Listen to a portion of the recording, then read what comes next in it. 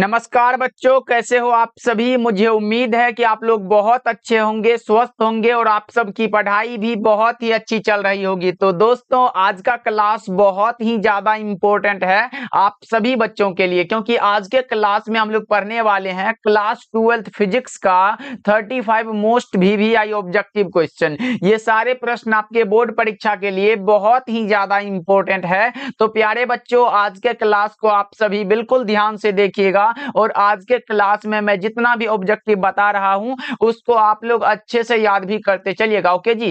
तो चलिए फिर क्लास को स्टार्ट करते हैं। सारे बच्चे हमारे साथ चैट सेक्शन में आंसर को भी लगाते चलिएगा, जिससे कि आपको पता चलेगा कि इस 35 ऑब्जेक्टिव में आपको पहले से कितना याद है। देखिए, पहला नंबर सवाल ये रहा आपके सामने, इसका राइट आंसर सभी बच्चे लगाते चलेंगे। देखिए, पहला नंबर सवाल क्या कह रहा है, इनमें कौन विद्युत क्षेत्र की तीव्रता का मात्रक है। बताओ आप सब निम्नलिखित में कौन सी है जो विद्युत क्षेत्र की तीव्रता का मात्रक है।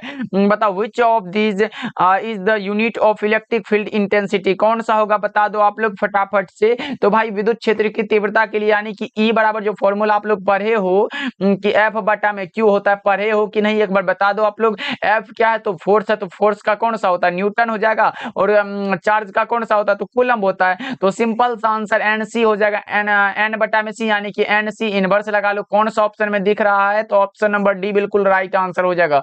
1 का डी लगा लोगे तो आपका भी सही जवाब हो जाएगा। सारे बच्चे आज के क्लास को भाई एकदम ध्यान से देखना और सारे प्रश्नों को याद करते चलना आप लोग। और चैनल पे पहली बार जुड़ रहे हो तो सब्सक्राइब करके जुड़ जाओ हमारे साथ भाई, अच्छे तैयारी करने के लिए। चलिए फिर दूसरा नंबर सवाल देखिए, ये रहा आपके सामने दूसरा नंबर सवाल। इसका राइट आंसर सभी बच्चे लगाएंगे।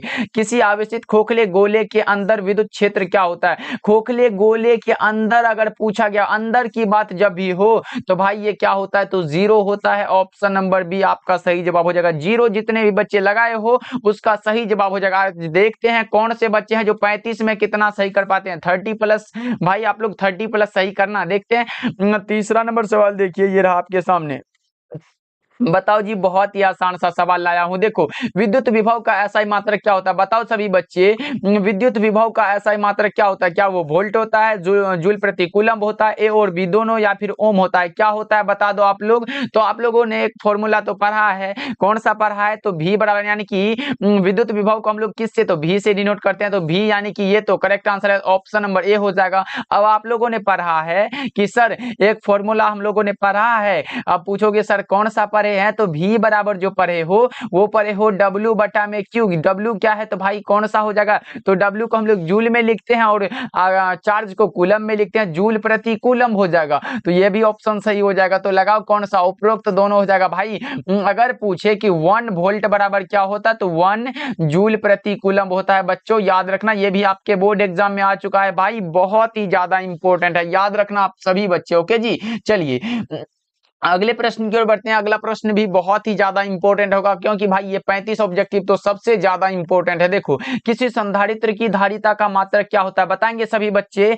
किसी संधारित्र की धारिता का मात्रक क्या होता है, वोल्ट होता है, न्यूटन होता है, फैराड होता है, या फिर एम्पियर होता है। बता दो आप लोग फटाफट से, किसी संधारित्र की धारिता का मात्रक क्या होता है। तो भाई आप लोगों ने पढ़ा है तो ये तो बल का यानी कि फोर्स का है, तो ये तो नहीं होगा। एम्पियर किसका है तो ये धारा का है, तो ये भी नहीं होगा क्योंकि यहाँ संधारित्र की धारिता का पूछा गया है। वोल्ट तो ये किसका तो विभव का या फिर विभवांतर का है, तो विभव लिख लो, ये भी नहीं होगा। तो होगा कौन सा, फैराड हो जाएगा। 4 का सी जितने भी बच्चे लगा रहे हो उसका बिल्कुल करेक्ट आंसर हो जाएगा, सी इज द करेक्ट आंसर। अगर पूछे कि एफ बराबर क्या होता है फॉर्मूला, तो एफ बराबर क्यू बटा में भी होता है। तो याद रखना आप लोग, क्यू क्या है तो कूलम्ब है, तो कूलम्ब यहाँ लिख लो, यानी कि चार्ज है तो कूलम्ब तो होगा ही, और भी का भी लिख लो, यानी कि 1 फैराड बराबर 1 कूलम्ब प्रति वोल्ट भी होता है। इसको याद रखना इंपॉर्टेंट है, क्योंकि फॉर्मूला टाइप के क्वेश्चन आपके बोर्ड एग्जाम में ज्यादातर पूछे जाते हैं। ओके, चलिए 5वां नंबर सवाल देखिए, ये रहा आपके सामने। इसका राइट आंसर बता दो। मात्र 35 ऑब्जेक्टिव है बच्चा पार्टी, सारे बच्चे क्लास को देखिएगा लास्ट तक। देखिए, इनमें से कौन सी राशि सदिश राशि है। सदिश राशि पूछा गया आप लोगों से, बताओ क्या वो आवेश है, धारिता है, विभव है, या फिर विद्युत तीव्रता है। क्या है बता देंगे आप लोग 5 का करेक्ट आंसर। तो भाई ये तो अदिश राशि है, नहीं होगा। धारिता भी अदिश है और विभव भी अदिश राशि है।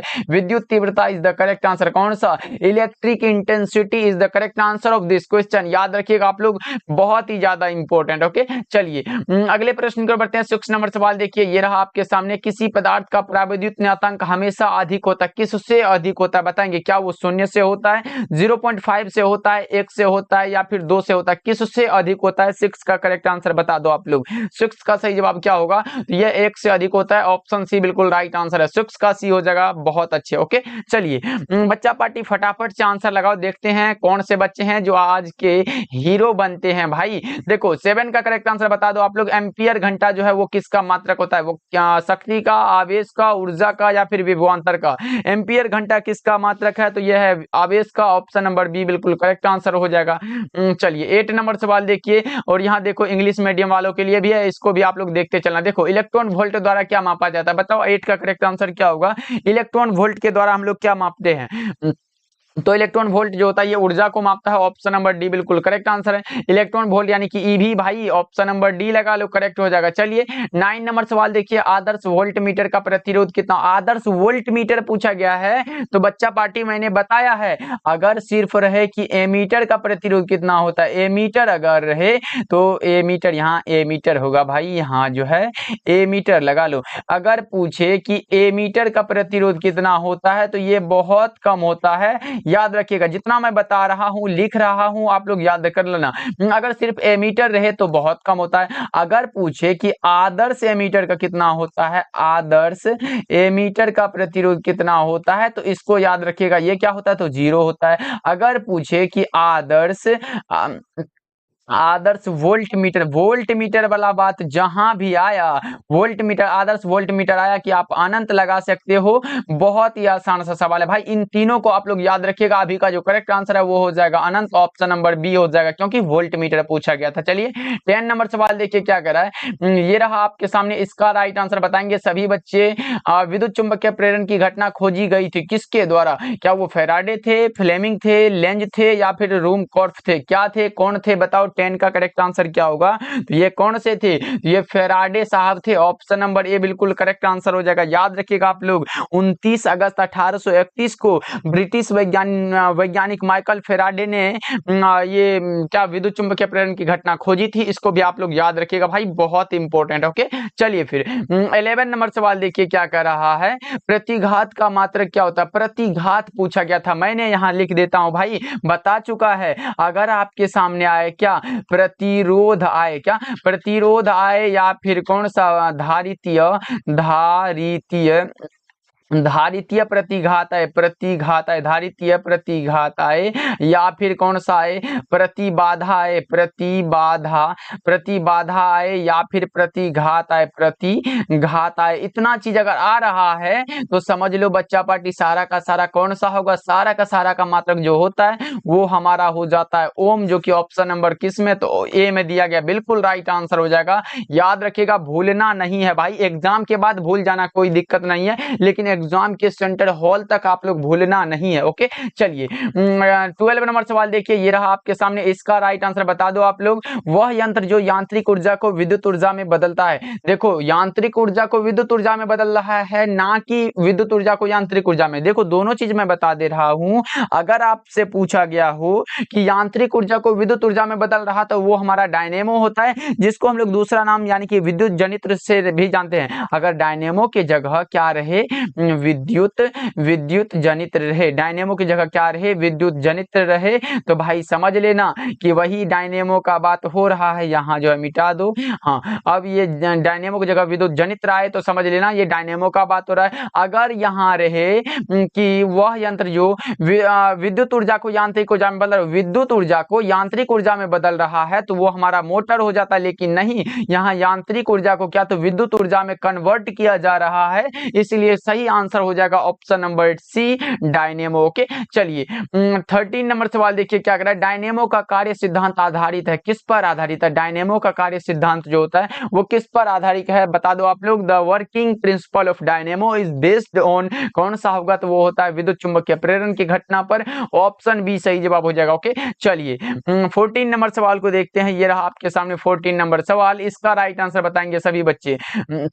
रेडियो तरंगों पर किसी सूचना के अध्यारोपण की प्रक्रिया का कौन सा नाम होता है? रेडियो तरंगों पर किसी सूचना के अध्यारोपण की प्रक्रिया का कौन सा नाम है, बता दो आप लोग। तो वो है हमारा मॉड्यूलन, ऑप्शन नंबर बी बिल्कुल राइट आंसर हो जाएगा, याद रखिएगा आप लोगों के। चलिए अगले प्रश्न की ओर बढ़ते हैं। 15 नंबर सवाल देखिए क्या करा है। निम्न में से कौन सार्वत्रिक लॉजिक गेट है? सार्वत्रिक लॉजिक गेट पूछा गया, ना कि बेसिक गेट पूछा गया। अगर आपसे पूछा कि निम्नलिखित में कौन सा है जो बेसिक गेट है, बेसिक गेट के बारे में अगर पूछा तो सिंपल सा है आंसर, एंड होता है। एंड होता है और कौन सा होता है? एंड होता है और होता है और कौन सा? तो नोट होता है। इतना को याद रखना। ये क्या है? तो बेसिक गेट यानी कि मतलब मूल गेट है। अब अगर पूछा कि सार्वत्रिक लॉजिक गेट कौन सा होता है, तो दो होता है, उसको आप लोग याद रखोगे जो मैं अभी बता रहा हूं। एक तो हमारा हो जाता है कौन सा? नेंड होता है। क्या नेंड होता है? और दूसरा कौन सा होता है? तो नोर होता है। नोर लिख लो भाई। ये नेंड नोर क्या है? तो सार्वत्रिक लॉजिक गेट है। और कौन सा बेसिक गेट पूछे तो एंड और नोट है, याद रखिएगा।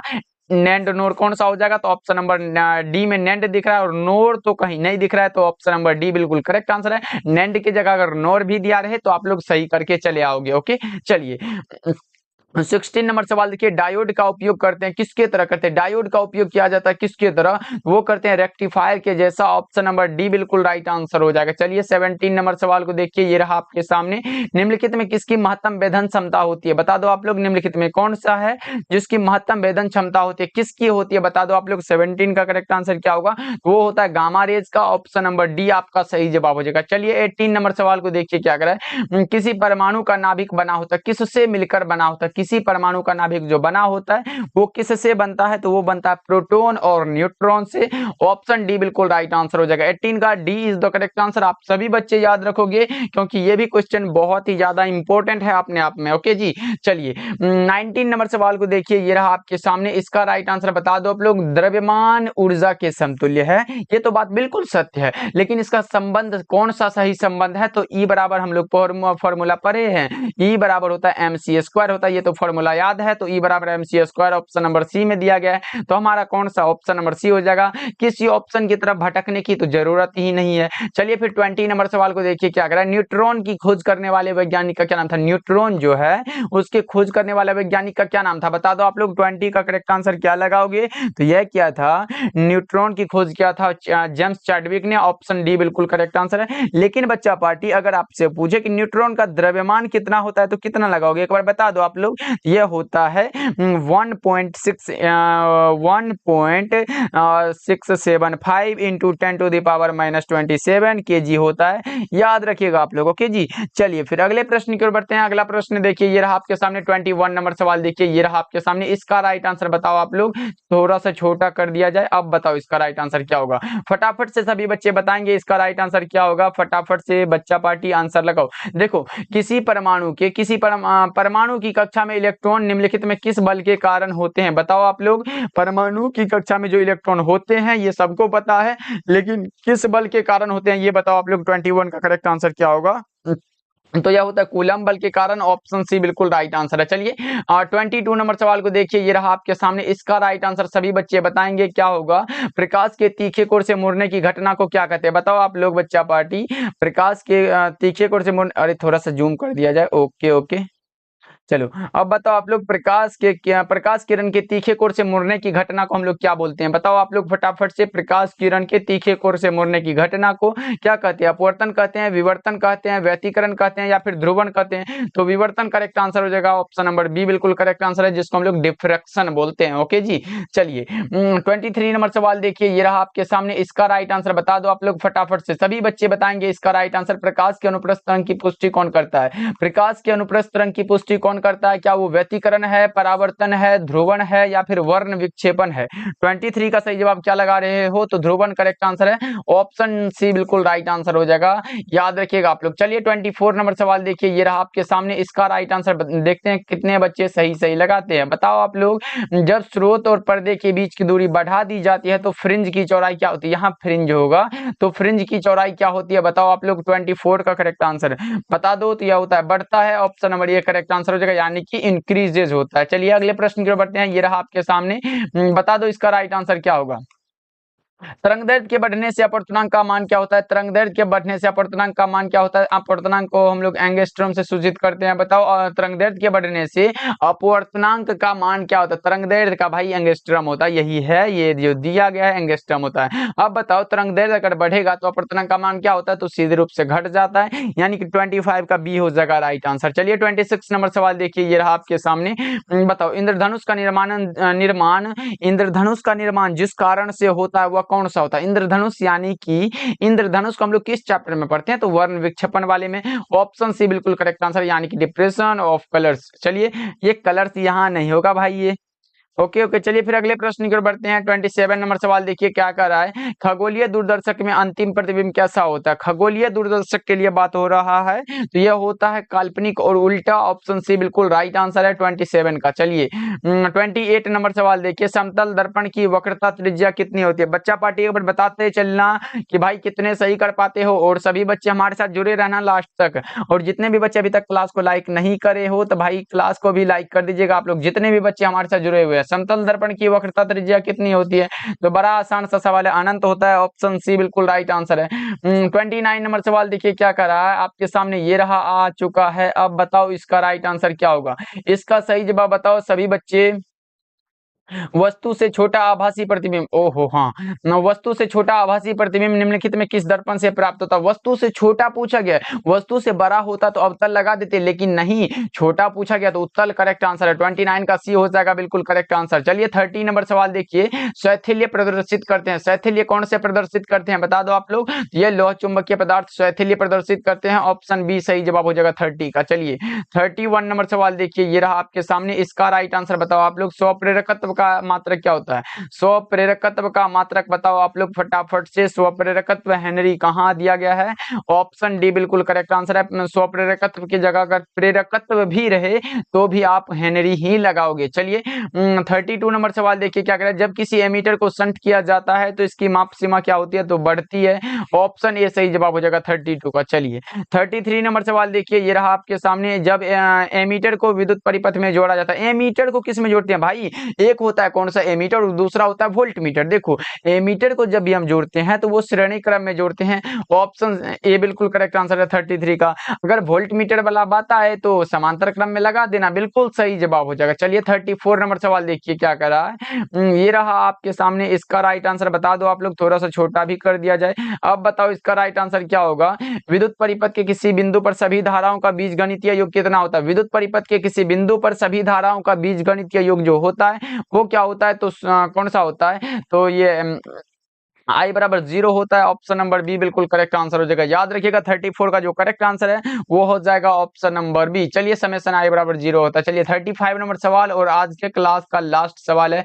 बताओ सभी बच्चों क्या होगा इसका राइट आंसर? कूलम्ब बल है। कूलम्ब बल कैसा बल है? केंद्रीय बल, विद्युत बल, ए और बी दोनों, या फिर इनमें से कोई नहीं? भाई मेरा एनर्जी देखो अभी तक बरकरार है, जैसा शुरू हुए थे वैसा लास्ट में भी बना हुआ है। फिर भी आप लोग भाई आंसर लगाने में कैसे एनर्जी लॉस आपका हो गया क्या?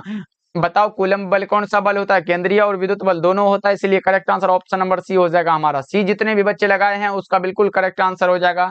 तो चलिए बच्चा पार्टी, आज के क्लास में हम लोगों ने किया 35 ऑब्जेक्टिव जो आपके बोर्ड परीक्षा के लिए बहुत ही ज्यादा इंपॉर्टेंट था, मैंने करा दिया। अब आपका दायित्व है कि इन सारे प्रश्नों को अच्छे से याद कर लेना। जैसे भी याद हो मुझे नहीं पता, बस आपको याद जरूर होना चाहिए। ओके जी, फिर मिलते हैं अगले क्लास में। सारे प्रश्नों को याद कर लीजिएगा, क्लास को भी लाइक करिएगा और चैनल पे पहली बार जुड़ रहे हो तो सब्सक्राइब भी करिएगा। ओके जी, मिलते हैं अगले क्लास में।